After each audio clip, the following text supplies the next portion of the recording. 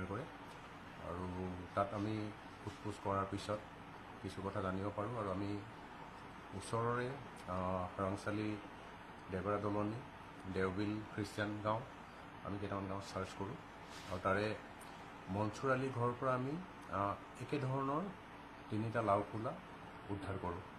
তাত আৰু কিছু বস্তু আছিল আমি এইখিনি দেখা পাইছোঁ তাতে গৰু কটাৰ স্লটাৰিঙৰ হেৰি আছে এভিডেঞ্চ আছে। তো সেইমতে আমি আমাৰ খবৰৰ ভিত্তিত আমি 7জন মানুহ ইতিমধ্যে আটক কৰিছোঁ। তেওঁলোকৰ নামসমূহ আপোনালোকে নিশ্চয় পাইছে, তথাপিও নামসমূহ কৈ গৈছোঁ। মনচুৰ আলী, ৰেজ্জাক আলী, চাহা আলী, দিলৱাৰ হুছেইন, দিলদাৰ হুছেইন, আবুল কালাম আলী, জাহিদুল ইছলাম।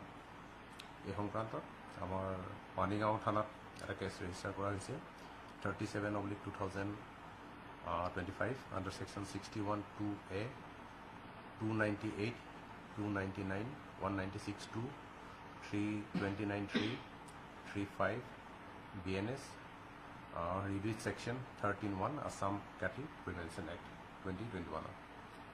আমি অনুসন্ধান কৰি আছোঁ আৰু আমি টেকনিকেল এভিডেঞ্চো কিছু কালেক্ট কৰিছোঁ আৰু টেকনিকেল এনালাইচিছৰ ভিত্তিত আমি যিখিনি সাক্ষ্য প্ৰমাণ গোটাব লাগে সেইখিনি গোটোৱাৰ ব্যৱস্থা কৰি আছোঁ আৰু যিসকল লোক ইয়াত জড়িত আছে তেওঁলোকৰ ওপৰত আমি আইনমতে ব্যৱস্থা ল'ম। আমি অনুসন্ধান কৰি আছোঁ, গোটেই বস্তুটো চাই আছোঁ আৰু এইটো সংক্ৰান্তত যাতে আইন শৃংখলা বিঘ্নিত নহয়, শান্তি শৃংখলা যাতে অটুট থাকে তাৰ বাবে মই জিলাখনৰ সকলোকে আহ্বান জনাইছোঁ। সেইটো অনুসন্ধান কৰি আছোঁ, আমি গোটেইখিনি বস্তু চাই আছোঁ, ঠিক এতিয়া ক'ব পৰা হোৱা নাই। আমি অনুসন্ধানত যি পাওঁ সেইমতে আপোনালোকক জনাম।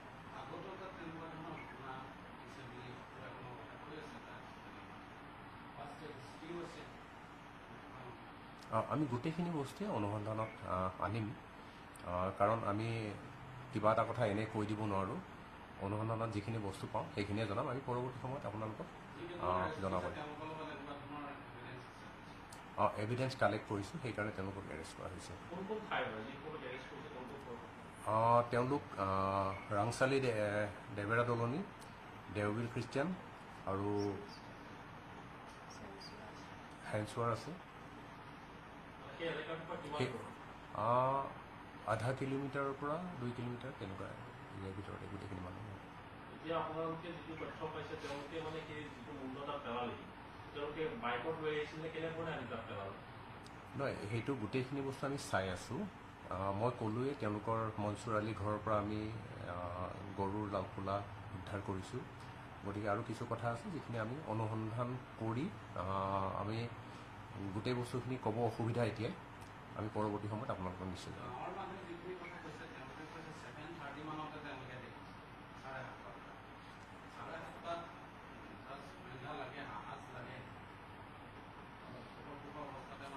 -30 8:30 খবৰ দিছে, 8:30 খবৰ দিছে। আমি সেইমতে 8:30 বজাত সেইমতে আমি খবৰ পোৱাৰ পিছতে যিখিনি ব্যৱস্থা ল'ব লাগে সেইখিনি ব্যৱস্থা লৈছোঁ। ফৰৱাৰ্ড কৰিব এতিয়া, ৰিমাণ্ডত বিচাৰিব।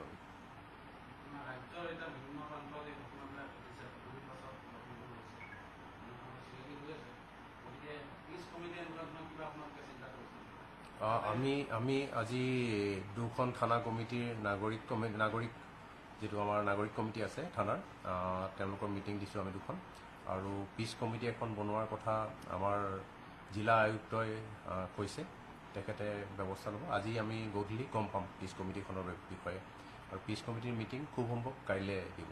আৰু থানা কমিটিৰ মিটিং আমি পানীগাঁওখন আজি 5টা বজাত আছে, আৰু লখিমপুৰৰ থানা কমিটিৰ মিটিং গধূলি 7টা বজাত আছে। আমাৰ IGP NR ছাৰ আহিছে, ছাৰে 2খন মিটিং এটেণ্ড কৰিব।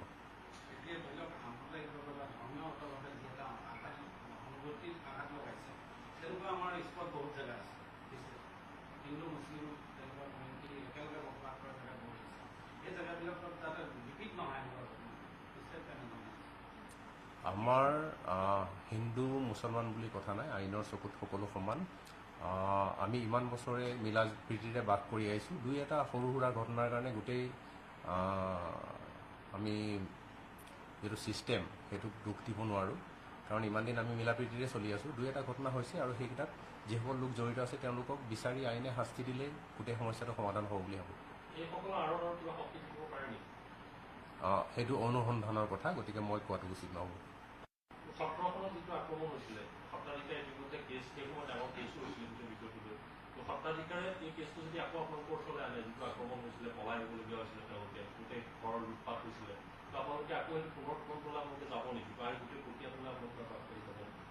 মই সেইটো বিষয়ে ইমান নাজানো, গতিকে নজনা কথা এটাত মই কমেণ্ট কৰাটো উচিত নহ'ব। ঠিক আছে, ধন্যবাদ। বহক অকণমান শুনা।